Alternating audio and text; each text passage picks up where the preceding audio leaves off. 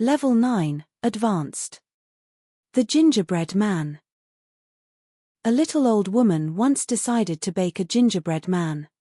She shaped him carefully, placed him in the oven, and waited. But when she opened the oven door, the gingerbread man leapt out, alive, and ran away. As he ran, he shouted proudly, "Run, run, as fast as you can. You can't catch me, I'm the gingerbread man."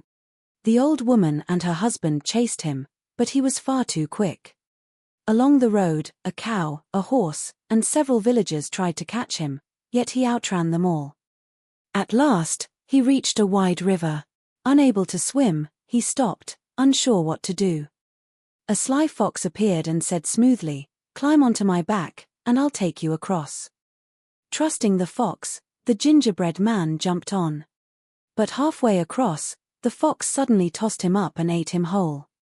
The gingerbread man's brave run ended in the fox's jaws.